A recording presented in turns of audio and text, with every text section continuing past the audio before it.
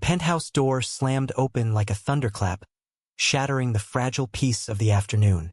Ethan Blackwood, heir to a tech empire that spanned Silicon Valley to Wall Street, stormed into the kitchen, his Italian loafers clicking against the marble like accusations. "What the hell is this?" he roared, his voice a blade slicing through the steam rising from the battered copper pot on the floor, where his 2-year-old son, Liam, splashed gleefully in shallow, soapy water, oblivious to the storm brewing above him. Alex Rivera froze, his hands, rough from years of scraping by, still cupping water over Liam's tiny back, droplets tracing paths down the child's dimpled spine. The young man's hazel eyes widened, not in fear, but in a quiet devastation that hit Ethan harder than any boardroom betrayal ever could. "Mr. Blackwood, it's not what it looks like," Alex stammered, his voice thick with an accent that whispered of sun-baked California orchards and dreams deferred. Ethan's heart hammered, a cocktail of exhaustion from back-to-back mergers and the gnawing loneliness of raising Liam alone since the surrogate handed him over 2 years ago. He was 35, gay as the summer pride flags waving over Castro Street, and utterly unequipped for fatherhood's raw edges. But this, bathing his miracle boy in a goddamn pot like some Depression-era hobo, it was the final straw in a life built on polished facades.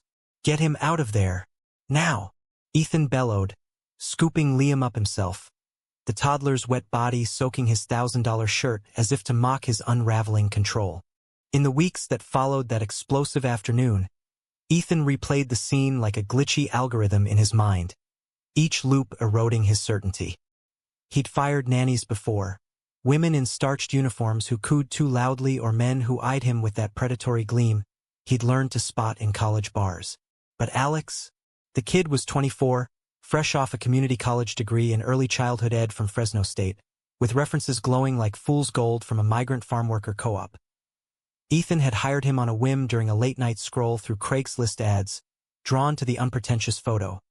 Alex grinning in a faded Dodgers cap, holding a neighbor's kid like it was the most natural thing in the world.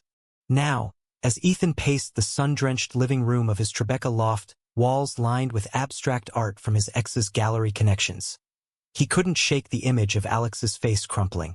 "You're dismissed," he'd snapped that day, wrapping Liam in a cashmere towel that cost more than Alex's monthly rent. The young man had stood there, dripping, his flannel clinging to a frame honed by manual labor, not gym memberships. "Please, sir, let me explain." But Ethan hadn't listened. He'd wired the final paycheck with a curt email. Effective immediately. No need for notice. That was 3 weeks ago, and Liam was a wreck. The agency temps were robots and scrubs, force-feeding purees while Ethan buried himself in code reviews for Blackwood Dynamics, his AI startup that promised to revolutionize urban farming but was bleeding cash faster than a Vegas slot machine. Liam, with his mop of Ethan's dark curls and the surrogate's button nose, had stopped sleeping through the night. His laughter, once a soundtrack to Ethan's rare joys, had dulled to whimpers. "Fuck," Ethan muttered, sinking onto the leather sectional that overlooked the Hudson River's glittering vein. At 35, he'd built an empire from a garage in Palo Alto, outed himself at 22 during a TED Talk that went viral, and navigated the cutthroat world of venture capital where being gay was an asset only if you played it straight-laced. But fatherhood? It was the one venture that terrified him. No husband, his last boyfriend, Marcus, had bailed when the pregnancy news dropped, citing timing issues that reeked of homophobic in-laws. No family, save a distant aunt in Boston who sent fruitcakes at Christmas. Just him, Liam, and the echoing void of a $15 million cage. The doorbell buzzed, a low hum that jolted him upright. Probably another temp, late as usual. Ethan strode to the foyer, yanking the door open to find Alex Rivera standing there. Not in defeat, but with a fire in his eyes that Ethan hadn't noticed before. He held a manila envelope, his free hand clutching a worn backpack slung over one shoulder. The hallway light cast shadows under his cheekbones, highlighting the faint scar from a childhood accident. Farm equipment, he'd said in his interview. "Mr. Blackwood," Alex said, his voice steady now, laced with that Central Valley drawl that rolled like distant thunder. "I know you told me not to come back, But this is about Liam. He needs me. And you. You need to see this. Ethan's jaw tightened, the urge to slam the door warring with the exhaustion etched into his bones. I paid you severance. We're done. Alex didn't flinch. It's not about the money. It's about why I was using that pot. He thrust the envelope forward, his fingers brushing Ethan's in a spark that neither acknowledged. Read it.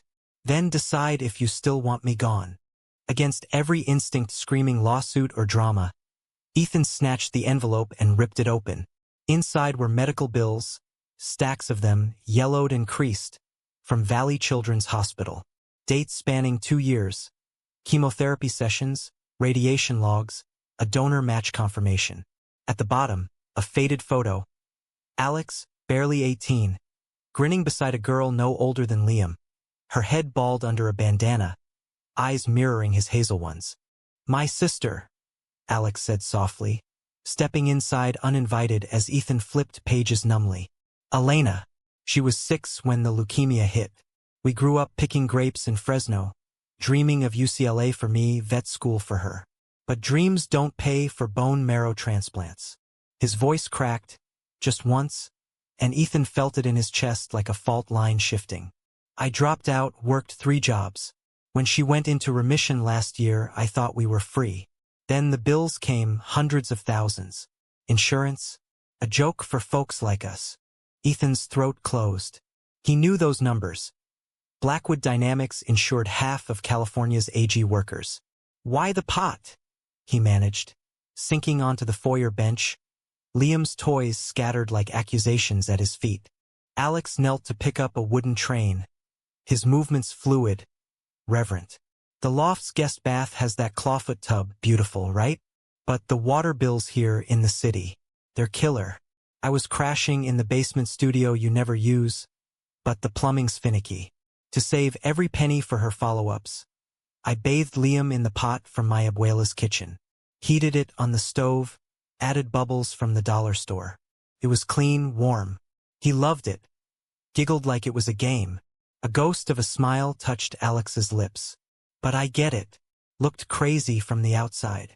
Ethan stared at the photo, Elena's tiny hand in Alex's, and something primal twisted inside him. Sacrifice. Not the performative kind he saw at galas, where donors posed for selfies with checks. Real, bone-deep, the kind that carved you hollow. Why didn't you say something? I could've helped. Alex's laugh was bitter, but his eyes held no malice. You're Ethan Blackwood, tech savior, pride icon. Guys like me? We don't ask billionaires for handouts. We just survive. The air thickened, charged with unspoken truths. Ethan stood, suddenly too aware of Alex's proximity. The faint scent of sandalwood soap and earth. The way his shirt stretched over shoulders built from hauling crates, not deadlifts. Stay, Ethan said, the word escaping before he could code it back. For Liam, trial basis, and we'll figure out the bills. Alex hesitated, searching Ethan's face as if debugging a line of flawed code. Then he nodded, a bridge forming in the space between them. For Liam, he echoed, but his gaze lingered a beat too long, hinting at currents deeper than duty. That night, as Ethan tucked Liam into his crib, monitored by a nanny cam that now felt obscenely voyeuristic, he watched Alex through the cracked door. The young man sat on the kitchen floor, the copper pot rinsed and stowed, scribbling in a notebook under the pendant light. Poetry? Budgets?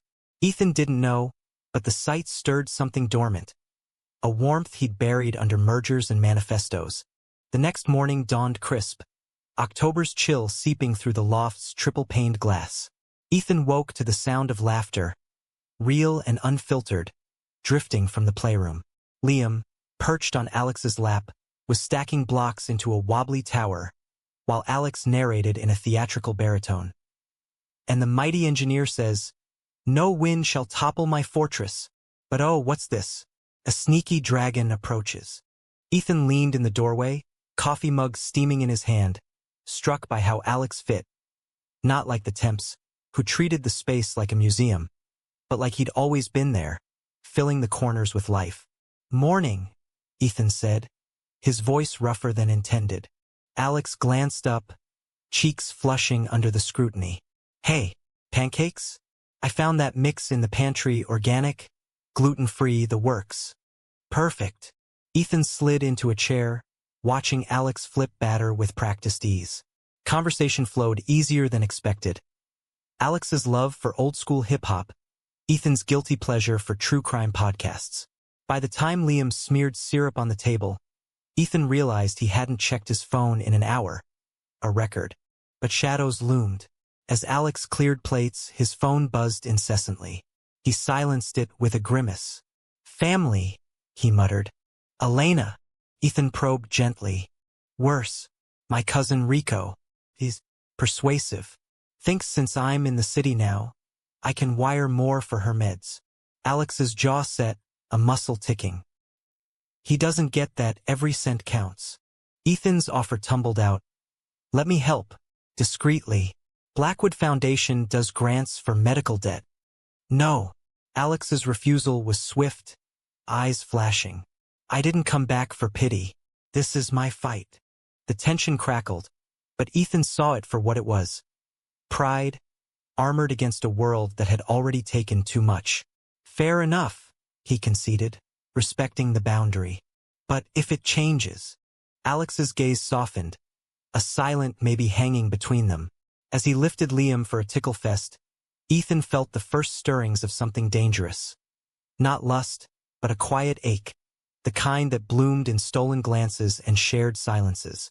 Days blurred into a rhythm Ethan hadn't known he craved. Mornings of block towers and bedtime stories read in Alex's lilting voice, mimicking pirates with a Fresno twang. Afternoons where Ethan worked from the home office, door ajar, catching snippets of Alex teaching Liam Spanish phrases. Mira el pájaro, the words wrapping around Ethan's heart like vines. One evening, after a brutal conference call with investors sniffing blood in the water over Blackwood's latest funding round, Ethan found Alex on the balcony, staring at the city lights like they held answers. Liam was down, the loft hushed save for the distant honk of taxis. Rough day? Alex asked, not turning.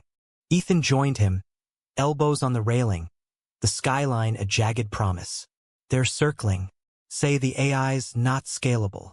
Like they know jack about sustainable AG. Alex chuckled, low and warm. Sounds like my uncle's vineyard, always one drought from folding. But you'll hack it. You're the guy who coded crop yields on a napkin. Ethan blinked, surprised.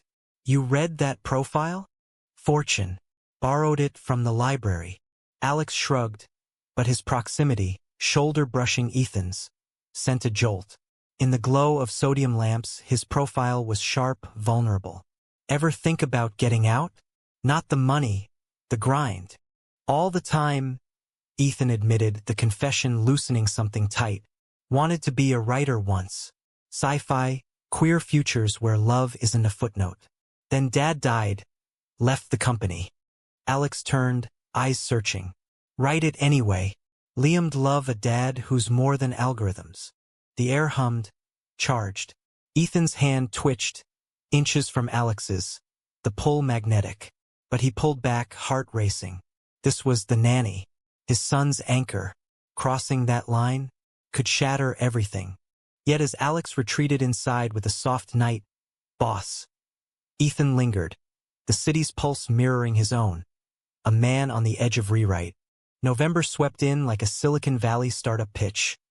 Fast, flashy, and full of hidden pitfalls. Blackwood Dynamics teetered on the brink of a Series C round. But whispers from competitors, led by Victor Hale, Ethan's old Stanford rival with a shark's grin and a homophobic streak veiled in bro code, threatened to tank it. Victor's firm, Hale Innovations, was poaching talent, spreading rumors that Ethan's AI was unreliable for real farms. Code for too woke for red states. Ethan poured himself into damage control, 16-hour days blurring into nights where sleep was a luxury. Alex became the steady constant, not just for Liam, but for Ethan. Slipping notes under his office door with coffee stains shaped like hearts. Accidental, surely, and playlists of chill lo-fi beats to drown out the noise. For the dragon slaying, Alex would say with a wink, and Ethan would laugh. the sound foreign but welcome. Liam thrived under it all, his vocabulary exploding into a bilingual babble that charmed even the stone-faced doorman. One crisp Saturday, Ethan surprised them with a trip to Central Park, his first real outing since the surrogacy. Bundled in cashmere coats that dwarfed Alex's thrift store parka, they wandered the paths, Liam toddling between them, clutching a red balloon like a talisman. "Look at you, city boy," Ethan teased, watching Alex chase leaves with Liam, their laughter mingling with the rustle of oaks. The young man's cheeks were flushed from the cold, curls escaping his beanie, and for a moment, Ethan forgot the empire at his heels. Alex scooped Liam up, spinning him until squeals echoed off the Bethesda terrace. "Your dad's right. I'm a farm kid at heart. But this? Magic." He met Ethan's gaze over the boy's head, something unspoken flickering there, gratitude laced with hunger. They picnicked on the great lawn, spreading a blanket amid dog walkers and joggers, the skyline a benevolent giant in the distance. As Liam napped in Alex's lap, Ethan unpacked the truth in bites. Growing up in Palo Alto's manicured bubble, coming out at 16 to parents who nodded politely but funded conversion, support groups in secret. The parade of boyfriends who saw him as a ticket to Hampton's weekends. The surrogacy, a defiant act of creation amid a breakup's rubble. "You're brave," Alex said quietly, tracing patterns in the grass. "Me? I hid it all through high school. Fresno's not exactly Rainbow Central. Dated a girl for prom to keep peace. Came out at 20, after Elena's diagnosis. Figured life's too short for closets." Ethan's chest tightened. "Regret it?" "Not one bit." Alex's hand brushed his again, deliberate this time, lingering. The touch was electric, a circuit completing. "Regret letting go of dreams, though. Wanted to teach, travel. Now, just keeping the lights on." The admission hung vulnerable as exposed wire. Ethan wanted to promise the world. Tickets to Barcelona, a trust for Elena, but Alex's walls were steel. Instead, he squeezed back. "Dreams don't expire. Code's my language, yours is. Stories, right? That notebook?"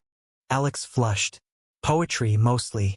Bad stuff about dirt roads and what-ifs. Read me one." It was half joke, half plea. Alex hesitated, then pulled the battered book from his bag, voice low as the wind. "Under orchard stars we harvest ghosts. Slash hands stained with juice that isn't ours. Slash brother to the soil, lover to the ache. Slash waiting for rain that tastes like home." The words landed like rain, washing over Ethan, stirring a longing he'd coded away. In that park, with Liam's breath soft between them, Ethan leaned in, close enough to taste the possibility. But his phone shattered it.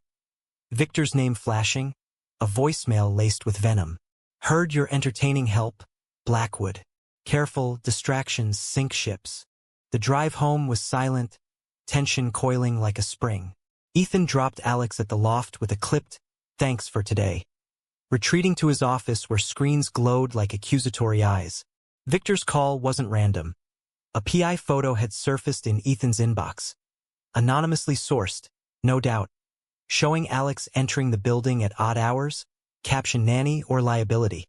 Betrayal's seed took root. Was Alex playing him? Leaking to rivals for a payout? The thought curdled the park's warmth. Ethan confronted him that night, over leftover pizza in the kitchen, Liam asleep upstairs. Victor Hale called, mentioned entertaining help. "You know him?" Alex's fork paused mid-air, confusion etching his brow. "Who? The investor douche from your stories?" "Nah. Why?" Ethan slid the phone across the island, the photo glaring up. Alex's face drained of color. "That's me. But I swear." "Save it." Ethan's voice was ice, the hurt raw. "I've been burned before. Boyfriends, partners. Everyone wants a piece. If you're in this for leverage." "I'm not." Alex surged to his feet, chair scraping. "God, Ethan, Mr. Blackwood. You think I'd use Liam? Use you? After everything?" His eyes glistened, fists clenched. "Victor's circling because you're winning. He cornered me last week outside the bodega. offered cash to share insights on your schedule. I told him to fuck off. The pieces clicked, but doubt lingered like fog. Why not tell me? Because you're drowning in this. Alex gestured wildly, voice breaking. Board meetings, Elena's next scan. I didn't want to add to the pile. But if you want me gone again, say it. I'll pack. Ethan's resolve cracked, the man's raw honesty a mirror to his own fears. Stay, he whispered, stepping closer. I'm sorry. Paranoia's my default mode. Alex exhaled, shoulders slumping. Mine too. Trust is scary. In the dim light, inches apart, the air thrummed. Ethan's hand rose, cupping Alex's jaw, rough stubble under thumb, eyes locking in silent question. Alex leaned in, breath mingling, and their lips met, tentative, then fervent, a kiss tasting of salt and unspoken vows. It was fire and forgiveness, hands tangling in shirts, bodies pressing as if to merge code and verse. They broke apart gasping, foreheads touching. This complicates everything, Ethan murmured. Alex smiled, fierce. Good. Life's too short for simple. But as they parted, Alex to the basement, Ethan to his cold bed, the phone buzzed again. Victor. Tick-tock, Ethan. Secrets don't stay buried. The storm was building, and Ethan, for the first time, wasn't facing it alone. Weeks later, the complication bloomed. Stolen moments in the loft's alcoves. A brush of fingers over breakfast, Alex's head on Ethan's shoulder during movie nights with Liam dozing between. Ethan introduced him to his world, dinners at 11 Madison Park, where Alex charmed sommeliers with tales of homemade tamales. Quiet walks in Washington Square, debating queer lit from Baldwin to contemporary zines. Yet Victor's shadow lengthened. Funding talks soured, leaks about personal distractions, hitting tech blogs. Ethan fired his PR firm, but the damage festered. One night, after a gala where Alex stood awkwardly in a borrowed tux, looking like sin in silk, Ethan found him on the balcony again, staring at Elena's latest bill on his phone. It's back, Alex said dully. Relapse. Needs another round. Ethan pulled him close, arms a fortress. We'll fight it. Together. But Alex pulled away, eyes haunted. You can't fix this, Ethan. My world's not yours. The fracture widened that December eve, snow dusting the city like ash. Ethan returned from a late pitch to find Alex pacing the living room, phone in hand, voice raised in hushed Spanish. Si Rico lo intenter. No la dire nada.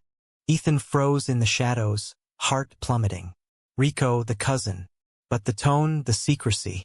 It echoed too closely to Victor's games. The accusation hung unspoken until dawn, when Ethan cornered Alex in the kitchen, Liam still abed, the loft wrapped in a hush broken only by the coffee maker's gurgle. Who were you talking to last night? Ethan's voice was low, laced with the betrayal he'd tasted before, in Marcus's lies, in boardroom backstabs. Alex turned from the stove, spatula mid-flip, his face a map of exhaustion. Dark circles under hazel eyes, the poetry notebook tucked under his arm like a shield. Rico. Again. Elena's meds. Pharmacy's threatening collections. He set the pan down, shoulders sagging. I was begging for a loan from his crew. Day labor contacts. Nothing shady. Shady enough to whisper in the dark. Ethan crossed his arms, the silk of his robe a barrier. The kiss from weeks ago felt like a glitch now, a beautiful error in the system. Victor's leaks are killing me. If you're feeding him. Feeding him? Alex's laugh was jagged, hurt flashing like lightning. Ethan, I've given you everything. My nights, my heart. For Liam. For us. He stepped closer, voice dropping to a plea.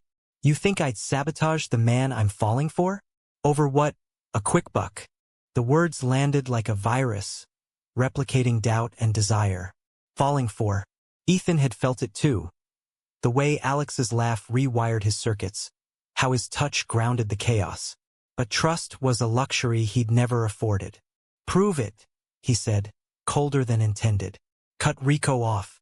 Let me handle Elena's bills. Alex recoiled as if slapped. And what? Become your kept man? Charity case in a penthouse. His eyes blazed, the farm boy's pride roaring to life. I love you, Ethan Blackwood, but I won't be bought. Not by you, not by anyone. The confession detonated, leaving them breathless in the wreckage. Love. It echoed off the marble counters, too vast for the space. Ethan reached out, but Alex sidestepped, grabbing his backpack. I need air. Think on it. He was gone before Ethan could code a response, the door clicking shut like a final commit. The day unraveled in freefall. Ethan's assistant buzzed with bad news. Hale Innovations had outbid them on a key patent. Victor's smug face plastered on CNBC crowing about ethical AI for America's heartland. By noon, investors pulled out, the board demanding Ethan's head on a platter. He holed up in the office, screens a blur, until Liam's cries pierced the fog. Temp in again, mechanical as a drone. Where's Alex? Liam wailed, clutching his stuffed dragon, tears carving paths down chubby cheeks. Ethan's empire crumbled, but this was apocalypse. He scooped the boy up, promising lies. Back soon, buddy.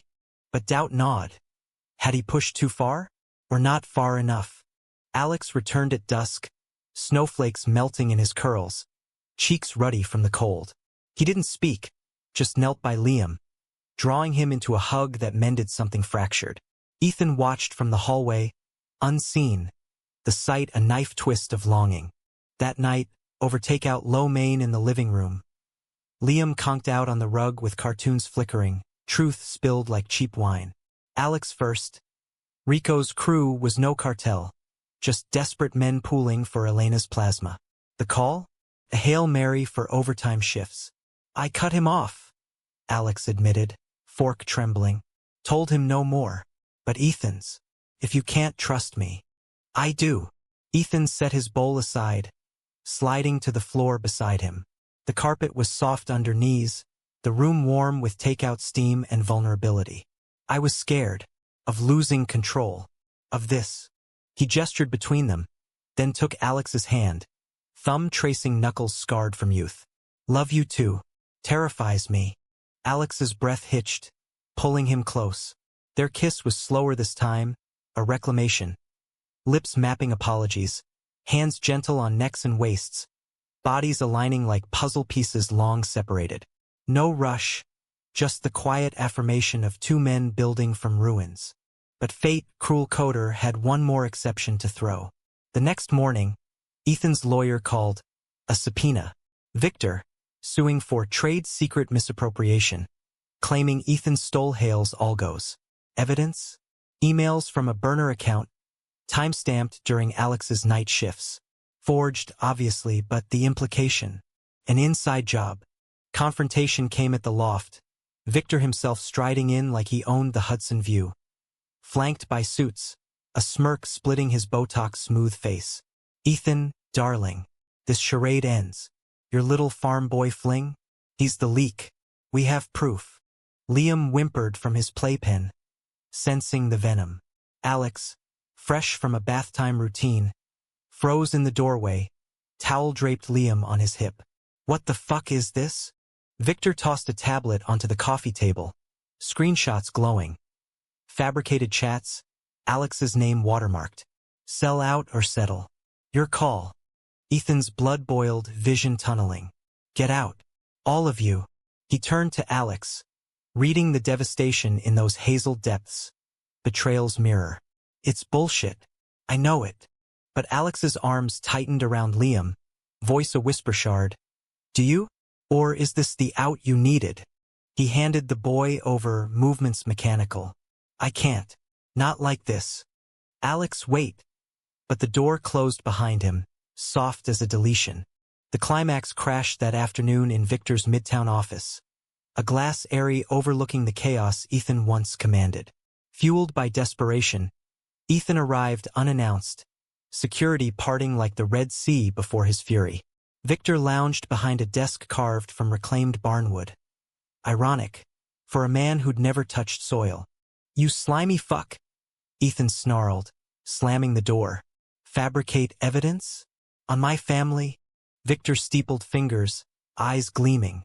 Family? Please. You're a punchline, Blackwood. Parading your nanny boyfriend while your stock tanks. I did you a favor. Time to fold. The truth erupted then. Ethan's ace played. A forensic audit, rushed by his CTO overnight, tracing the forgeries to Victor's IP. Game over, Ethan said, voice steel. Retract or I bury you in countersuits. And the press? They'll eat your bigotry alive. Victor's facade cracked, a flush creeping up his neck. It's business, Ethan. Gays like you, always playing victim. Out. Ethan leaned in, whisper lethal. Or I hit send on every leaked email proving your donations to anti-LGBTQ PACs. Victor capitulated by evening, public apology drafted, funding salvaged. Victory tasted like ash, though without Alex to share it. Ethan raced to the basement studio, key shaking in the lock. The space was sparse. Cot, hot plate, Elena's photo taped to the wall. Alex sat on the floor, knees drawn, backpack half-packed. I fixed it. Ethan burst out, breathless. Victor's done. It was him, all of it. Alex looked up, eyes red-rimmed. And me? Am I done too? No. Ethan dropped to his knees, bridging the gap. Never. I should have trusted faster. But you're my constant, Alex. You and Liam, you're the code that works. Tears tracked down Alex's face, but he reached out, pulling Ethan into an embrace that spanned worlds, from Fresno Fields to Tribeca Towers. Then let's debug together, he murmured, lips brushing temple. Upstairs, Liam's laughter greeted them, a beacon. But as they ascended, hand in hand, Ethan's phone lit with a text from the hospital. Elena's scan. Clear. A miracle or just timing. Either way, grace. Winter thawed into a tentative spring, the city shedding its gray like an old skin. Blackwood Dynamics clawed back, Series C secured on waves of positive press. Ethan's resilience spun into legend. Victor's retreat a footnote in trade rags. But the real renaissance unfolded in the loft, where routines deepened into rituals. Alex's poetry readings by the fire pit on the terrace, Ethan's tentative verses joining the chorus. Family trips to the High Line, Liam pointing at graffiti like it held secrets. Elena came east in April, discharged to outpatient care Ethan quietly funded through anonymous channels. No strings, just a check and a flight. She was 9 now, fierce with recovery's fire, her braids swinging as she bossed Liam around the playroom like a benevolent tyrant. You're doing it wrong, Primo, she'd declare, correcting his block towers, while Alex watched with eyes shining, whole for the first time in years. Love, that wild variable, settled into something sustainable. No grand gestures. Ethan proposed not with a ring, but a shared Google Doc titled Our Queer Future, outlining adoptions, travels, a vineyard co-op in California blending tech and soil. Alex added lines in green ink, weekly date nights, tacos and stargazing. No mergers allowed. Their intimacy was a quiet revolution. Mornings tangled in sheets, bodies learning each other with reverence. Kisses trailing spines, whispers of me amor against collarbones. It was romance stripped bare, humanistic in its imperfection. Arguments over thermostat wars, make-up sex that dissolved into giggles. Ethan learned vulnerability wasn't weakness. Alex discovered asking for help wasn't surrender. Yet scars lingered, humanistic reminders that joy was earned, not owed. Rico resurfaced once, slurring apologies over a payphone, but Alex blocked him with Ethan's hand on his shoulder, a united front. Victor faded into irrelevance. His firm acquired in a hostile bid Ethan greenlit with a smirk. One June evening, as fireflies danced over the Hudson, Liam chasing them on the balcony, Elena sketching beside, Ethan pulled Alex aside, the skyline a canvas of possibility. Remember that pot? He murmured, nuzzling Alex's neck. Alex chuckled, arms looping his waist. How could I forget? Busted bathing the heir apparent. I yelled. Thought you were breaking him. Turns out, you were saving us all. Ethan's voice thickened, eyes tracing the man who'd rewritten his stars. Your sacrifice showed me mine, hiding behind walls, fearing loss. Alex cupped his face, thumb brushing lip. We both sacrificed. Pride, fear. But look, family. Real one. They kissed then, slow and sure. Liam's squeal punctuating the moment. Papa! Alex! Bugs! The word Papa hit Ethan like sunlight, Alex's grin mirroring it. No bye kids or labels. Just them, a constellation defying gravity. Years later, at Liam's 8th birthday, a backyard bash in their new Marin County home, vineyard vines heavy with promise, Ethan watched Alex wrangle kids in a slip-and-slide, Elena officiating with a whistle. The pot, mounted on a shelf, polished relic of origins, inscribed, from baths to blessings. As dusk fell, stars pricking the sky, Ethan raised a glass. To sacrifices that bloom. He toasted, voice carrying over laughter. Alex clinked, eyes locked. To the men who water them. In that American dream. Flawed, fierce, unapologetically queer. They found their ever after. Not flawless, but full. Human after all.